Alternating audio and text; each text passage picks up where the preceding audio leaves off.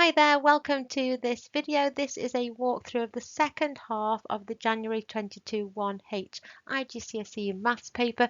Do check out the channel for the first half, but I'm going from question 15 in this video, so let's get started.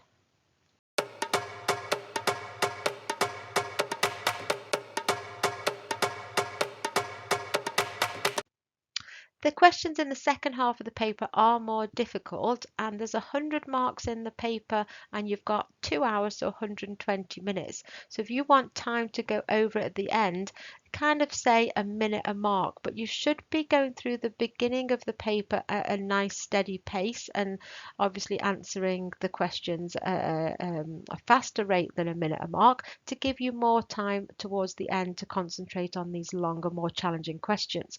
But if you find that you are being dragged in and spending longer on a question, just leave it out because there'll be other questions later on that are going to be easier. Your job in the exam is to just maximize the amount of marks that you can get. Okay, so let's have a look. We're going to start from question 15. Question 15 is about two variables being in proportion with each other, and you have to read carefully. This is inversely proportional. So when it's inversely proportional, that means as one goes up, the other goes down, and we can write that A is inversely proportional to K, which is our constant of proportionality, over C squared.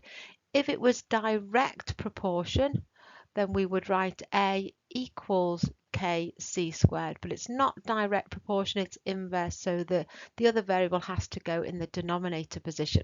So we then have some particular details to fill in. This will allow us to find K because A and C are variables, but K is our constant. So A is 40 when C is 1.5 squared. So all we have to do to find K is cross multiply 40 times 1.5 squared, which is 2.25, is equal to K, and that leads us to say that K is equal to 90. We can then get a formula that links A and C together, and that is that A is equal to our K, which we've now found out is 90 over C squared. So K is the constant, A and C are going to vary. It then asks us to calculate the value of C when A is 1,000. So putting in that A is 1,000 be 90 over C squared. Now we can cross multiply and say that C squared is equal to 90 over 1,000.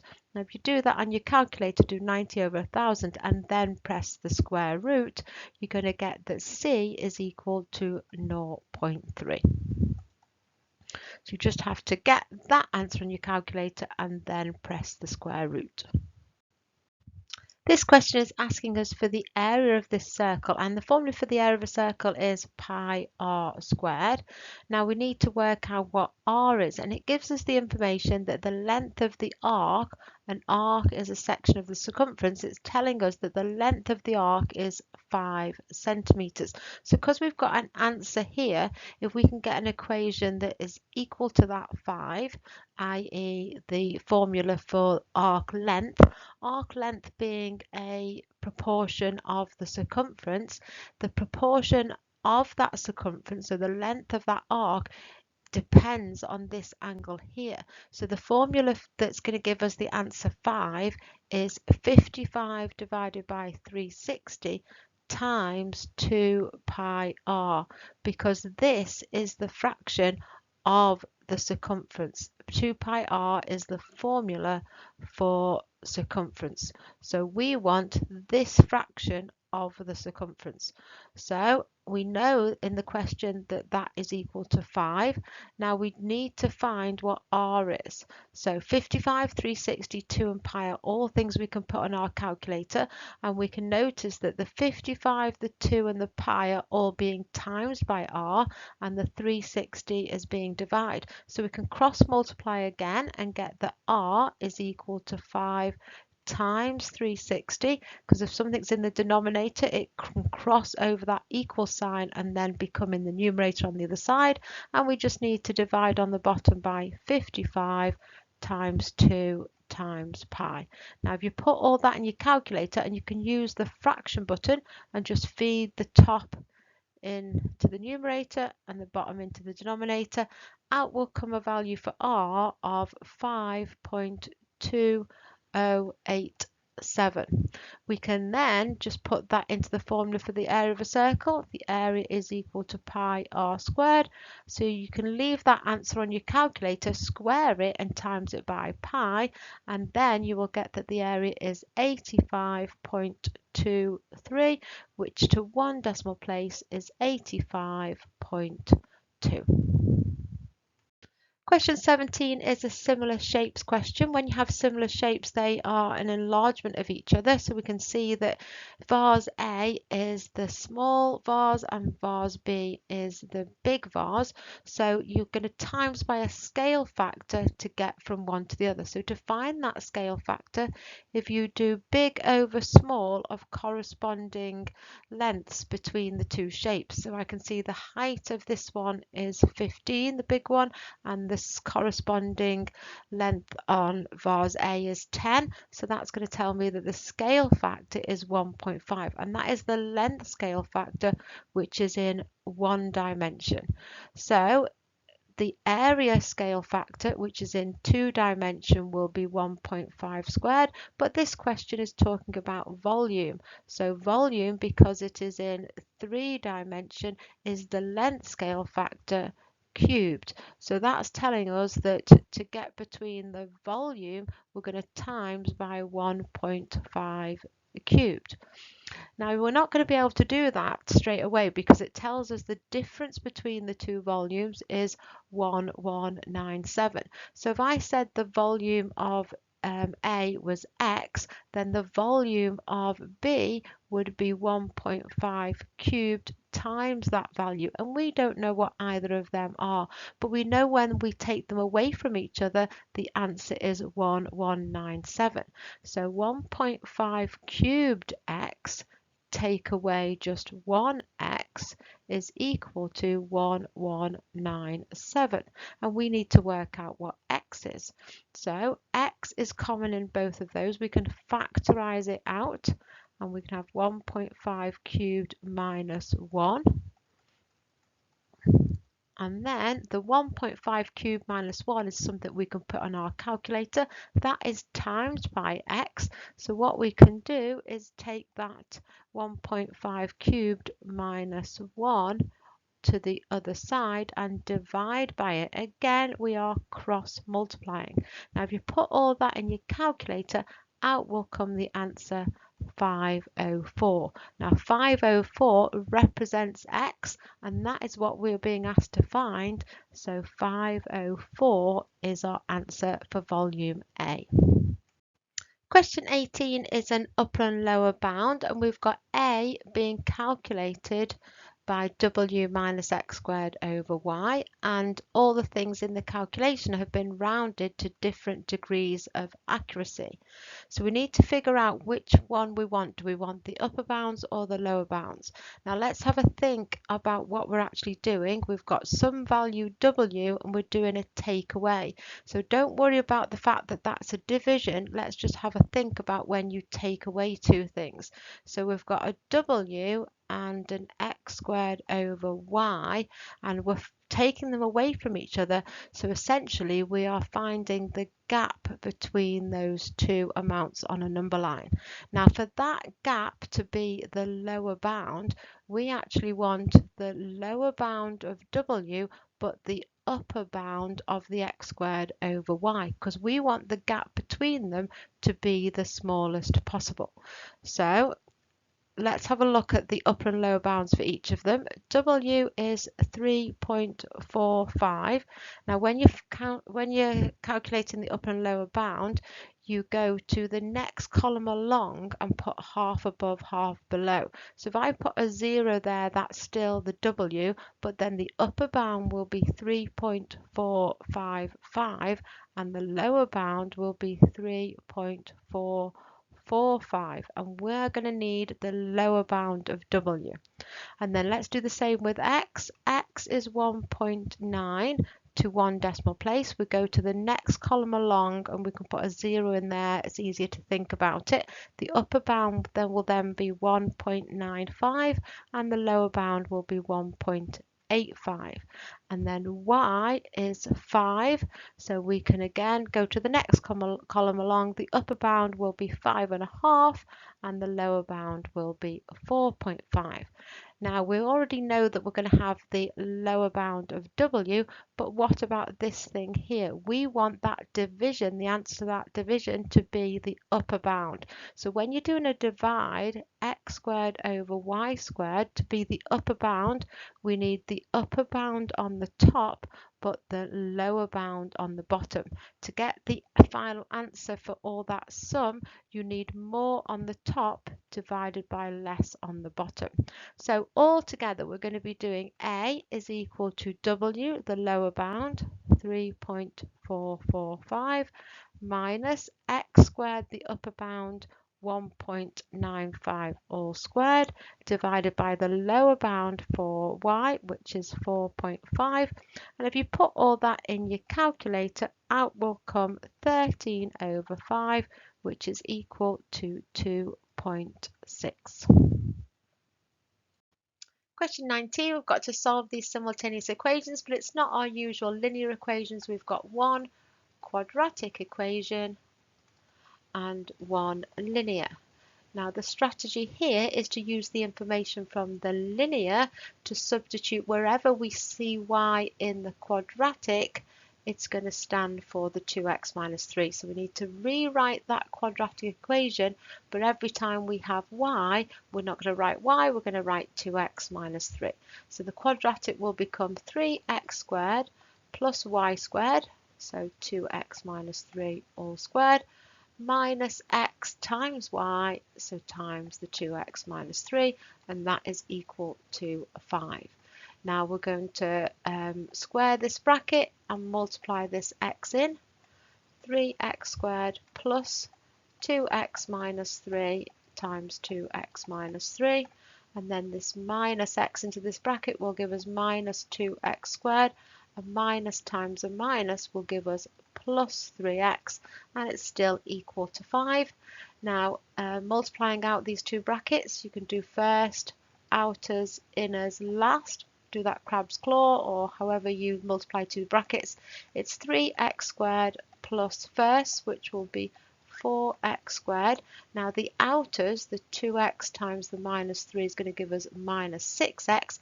Because it's a repeated bracket, we're also going to get the same sum when we do the inners. So minus 6x minus another 6x will give us minus 12x, and then minus 3 times minus 3 will be plus 9. And then we've got the other terms still as well. Now we're going to collect like terms. We've got 3x squared plus 4x squared, which is 7x squared minus 2. So that'll be 5x squared. So I've dealt with the x squareds. And now in the x's, I've got down 12, up 3. So that'll be minus 9x. So I've dealt with them. And then up 9. This 5 on the other side will be minus 5. So altogether, I'll have up 9, down 5, which will be plus 4 is equal to 0. You must have a 0 because now we're going to solve this quadratic, everything to one side equal to 0, and then we try to factorize. So we're going to need a 5x and an x. Now in order to get this plus 4, the plus is telling me that the signs need to be the same. I can see that negatives are involved, so if they're going to be the same and negatives, they'll both have to be negative. Now to get the 4, we can have 2 and 2, 1 and 4, or 4 and 1. Now whatever combination, when I do my outers and inners, I must make minus 9. So I think if I have a 1 there, because that's going to give me minus 5x, and a 4 here, because that will give me minus 4x. And down 5, down 4 is going to give me the minus 9. So now the two brackets times together, we just solve for either this bracket equals 0 or the other bracket does. So 5x minus 4 is equal to 0, or x minus 1 will equal to 0. Then just solve by taking that minus 4 to the other side. 5x will be 4, or x will be 4/5, which is the same as 0.8 if you prefer to work in decimals, or x here to solve the other bracket, x will equal 1. Now they're the two x answers, but what we need to do is solve the simultaneous equations and now go back and find the y answers. Now you can go back in the quadratic, but it's going to be much easier to go back into the linear. So to find y, when x is equal to 0.8, y is going to be 2 times 0.8 and then take 3. If you put that on your calculator, you get that y is minus 1.4. And then when x is equal to 1, y will be 2 times 1 minus 3, which will be a minus 1. So they are our pairs of answers, 0.8 and minus 1.5 for one pair of x and y, and 1 and minus 1 for the other. This next question, you've got to understand that in this form it's asking you to put it in completed square form. Now this is a hard question because in order to complete the square we need to have 1 in front of the x squared, and at the moment there's minus 3. So I would always put this in the order of the squared term, the x squared term, then plus the x term plus the number. That's the usual way round we have in descending powers of x. Now I need a 1 in front of the x squared, so I need to take minus 3 out as a common factor, and then I'll have x squared minus 4x. I'm just going to take the minus 3 out on the first two terms and just leave the 7 separate. When that minus 3 goes back into the bracket, the minus 3 times the minus 4 will get me back to the plus 12. So now I've got a 1 in front of the x and I can complete the square on just that bracket. So leave the minus 3 outside. Completing the square, you half what is in front of the x in the b position if we've got ax squared plus bx plus c. So you're going to write x minus 2 all squared, and then you take away the square of the number you've just written down, which will be minus 4. So now I've completed the square and closing the bracket, and I've still got my plus 7. And now I need to put that 3 back into the bracket. So it's going to be minus 3 into the x minus 2 all squared. Then the minus 3 times the minus 4 will be plus 12. And I've still got my plus 7. So tidying up on the end, we've got minus 3 into x minus 2 all squared. 12 plus 7 is plus 19. Now just writing it in the way they want it, and want the number on its own at the front. So that's 19 minus 3 into x minus 2 all squared. So a is equal to 19. B is equal to minus 3 and C is equal to minus 2. Now part B, it's talking about the same equation and it has a maximum. Now we know it's going to have a maximum because it's a minus 3x squared and y equals minus x squared. The graph would be like this, where the maximum is centered at the origin. So minus x squared is going to be your frown type graph. And then here in the completed square form, we can see how that graph has been shifted. So when you've got a minus inside the bracket, that is going to be a shift of 2 to the right. So whenever it's inside, it goes left and right, and the way you don't think, because this is minus, it's going to go to the right. But then this 19 goes the way you do think. So outside the bracket, this is going to go 19 up. So that is going to be how we shift our whole graph. So the maximum point is going to go 2 to the right and then 19 up. So the coordinates of it will be 2, 19. This next question, we have a prism. A prism has the same cross section running throughout its length, and the cross section here is this square at the front of the shape and this equilateral triangle. Now the equilateral triangle and the square have a shared side B to E, so that means that all these lengths here on the front of the cross section are all equal. Now we're told that E to F, which is the length of the rectangular base, is worth twice A to E. Now we're also told that M is the midpoint of E to F. Now E to F is the same length as A to E. And JM is vertical. So if I come halfway down the equilateral triangle at the other end of the shape and carry on going down, then J to M is a vertical line sitting at the other end of the shape. MAJ is angle Y. So let's draw that in. A to M is along that base, and then up to J. That angle there, when we're on the base and we look up to the top of the shape, that is angle Y. Now we've drawn a right angle triangle sitting upright in the shape with a right angle going from the vertical J to M to the diagonal across the base from the midpoint to A. Now, I need to work in this triangle here, which is on the base. So if I draw the rectangle, which is E to A to G to F. Now, M is the midpoint there, and that diagonal there, I need an expression for that, because we're being told that tan Y is capital T, and this is an expression where we've got to find P and Q. P and Q are integers, that means they're whole numbers, and this expression that we've got to find the P and Q is equal to tan Y. Now the tan is equal to opposite over adjacent. So here's my angle Y. What is opposite Y? In the upright triangle, there is the opposite, and this length here is the adjacent, because opposite that right angle, the line A to J is the hypotenuse. Now we're not interested in hypotenuse because tan is opposite over adjacent. So what I'm going to do is call the shortest length I'm going to be dealing with, which is half of that G to F. I'm going to call that X. So that will be that length there, X.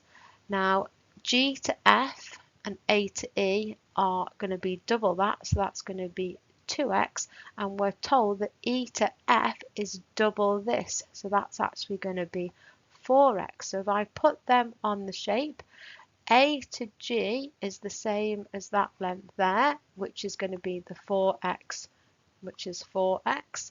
And now there's a right angle at G, so an expression for this adjacent, I'm going to work in this right angle triangle here inside the rectangular base and get an expression for this, which is the hypotenuse. And I'm going to use Pythagoras.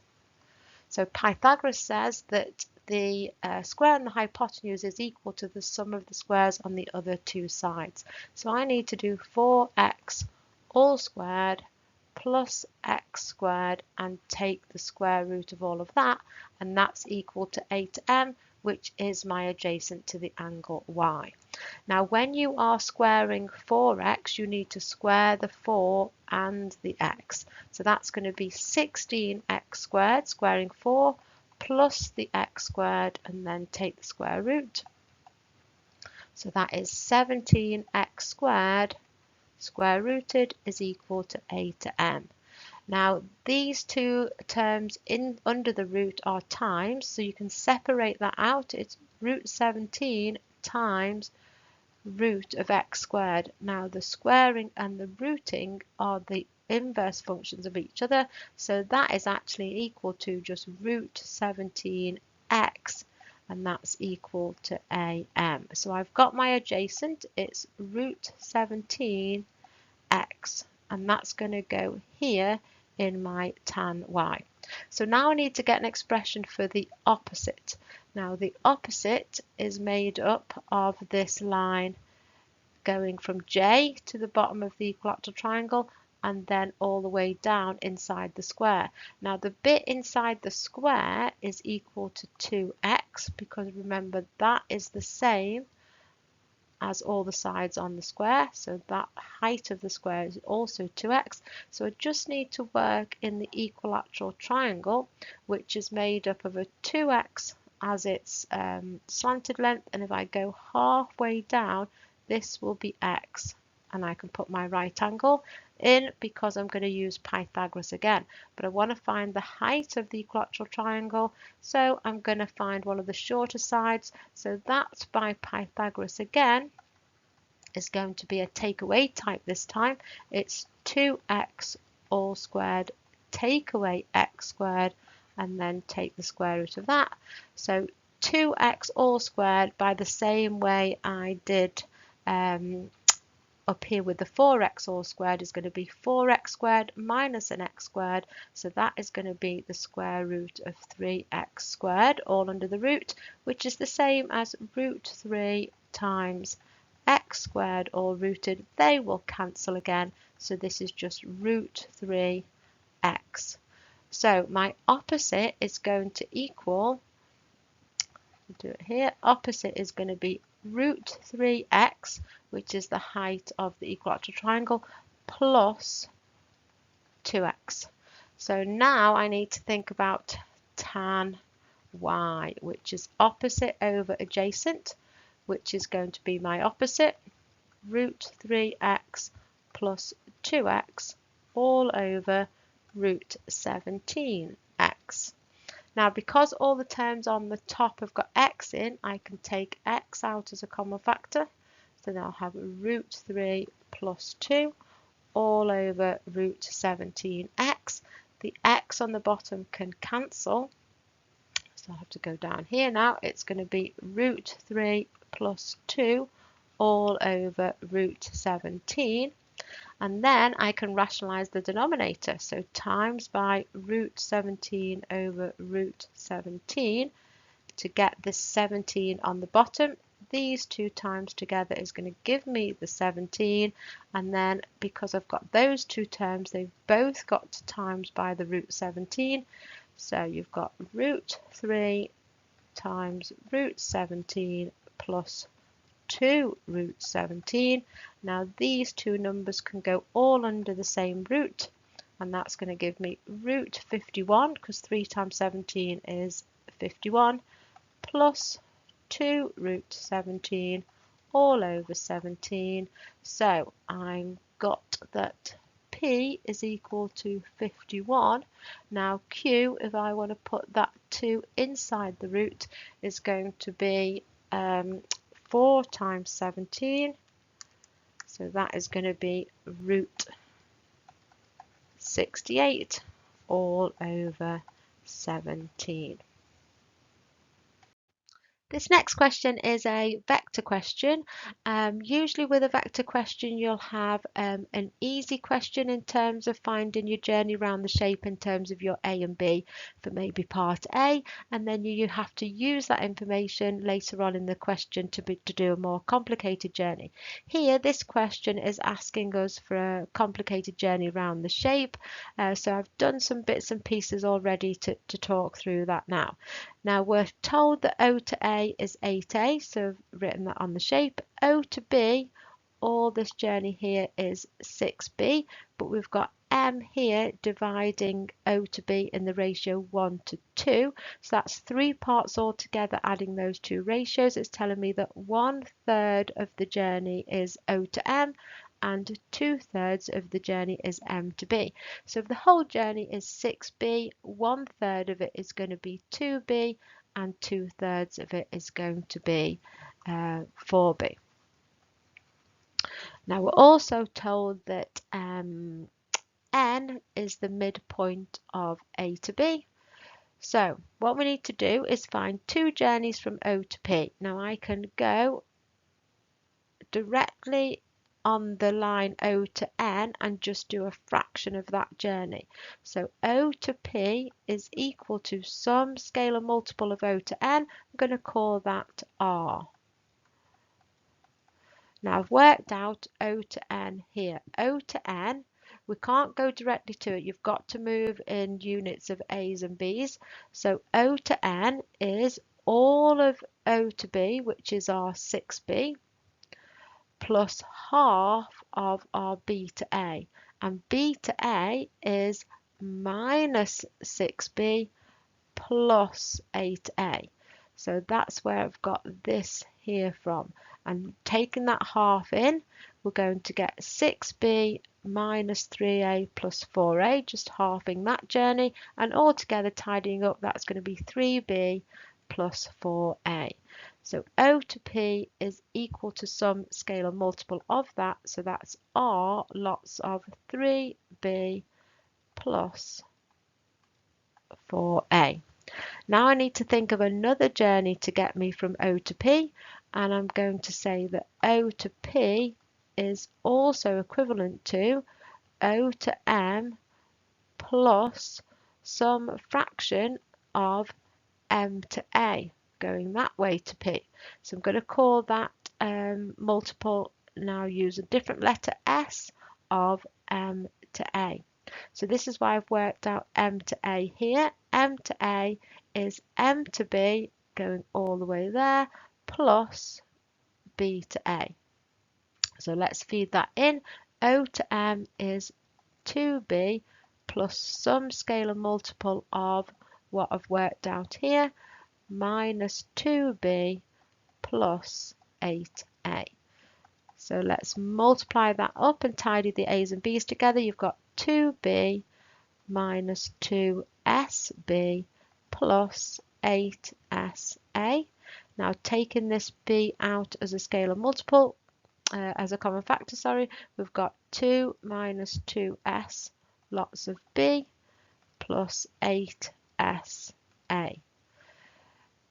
Now, multiplying this R in, we're going to get 3RB plus 4RA. And these are our two journeys from O to P. Now, what I need to do is equate how many A's and how many B's. Now, I can see it's easier to equate the A's. So whatever is in front of the A's in one journey must be equivalent to whatever's in front of the A's in the other. So that's telling me the relationship between R and S is that 8S equals 4R. So if I just divide by 4, 8 over 4S is equal to R. 2S is equal to R. Now if I put that in terms of how many B's, the 3RB is equal to the 2 minus 2S. So 3R is equal to 2 minus 2S. And I already know that 2S is equal to R. So this is 3R is equal to 2 minus R. So 4R is equal to 2. So R is equal to a half.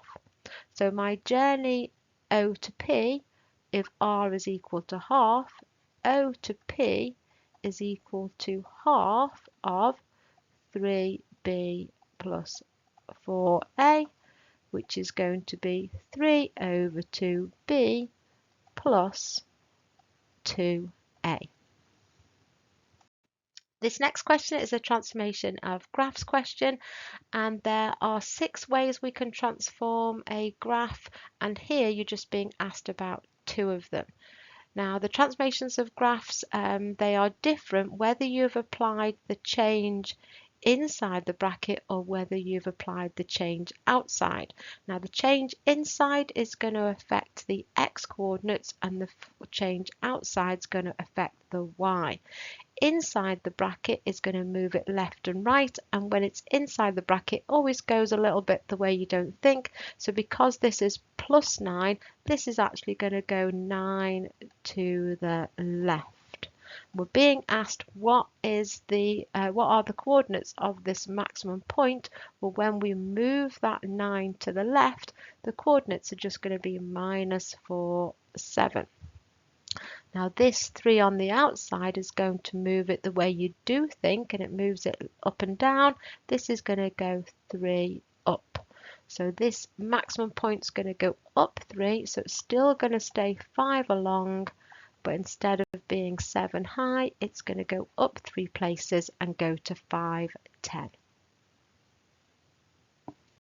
Last question on this paper, we've got a cubic with a's and b's in front of x cubed and b squared.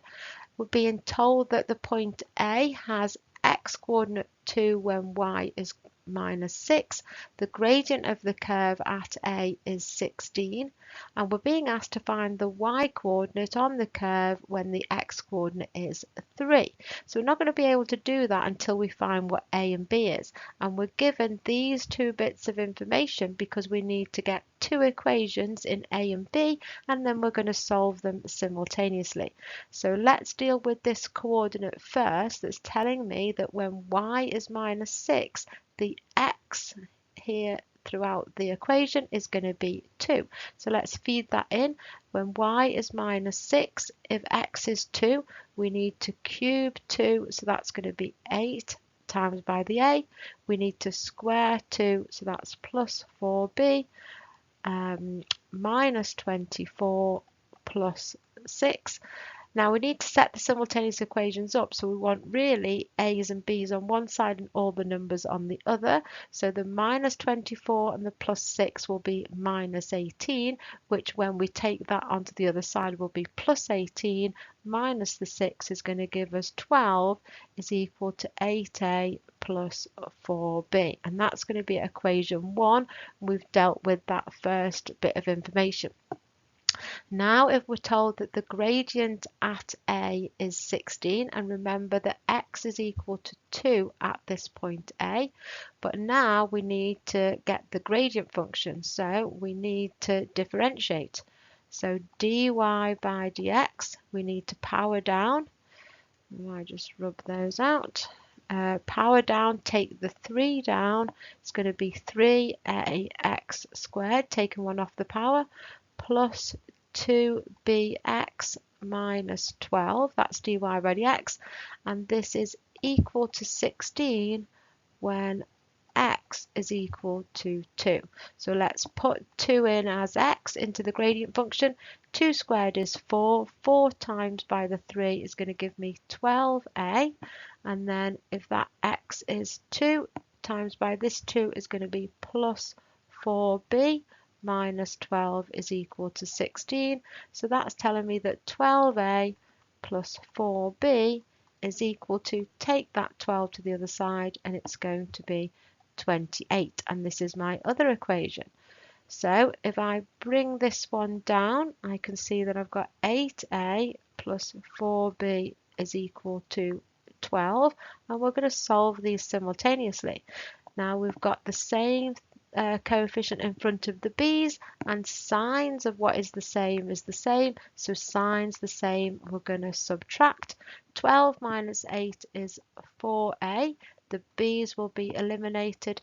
28 minus 12 is going to be 16, so that tells me that a is 4.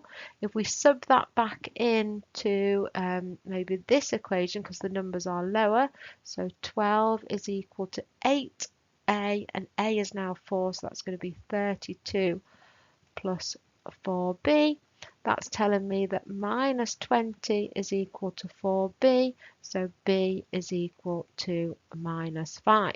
So my equation originally is that y is equal to a being 4, 4x cubed, b being minus 5, so it'll be minus 5x squared, minus 12x plus 6, and it's asking me for now the y coordinate when x is 3. So when x is equal to 3, you're just going to do y is equal to 4 times 3 cubed, which is 27, minus 5 times 3 squared, which is 9, minus 12 times 3 plus 6, and if you put all that in your calculator or do it in your head, it all comes out to be 33. Thanks so much for watching. If you're still with me at this point, some of those questions at the end were quite tricky. Do check out the channel for the first half if you've not already done this, because this video is just the second half of this paper. Good luck if you are taking your GCSEs this summer, and I will see you on the next one.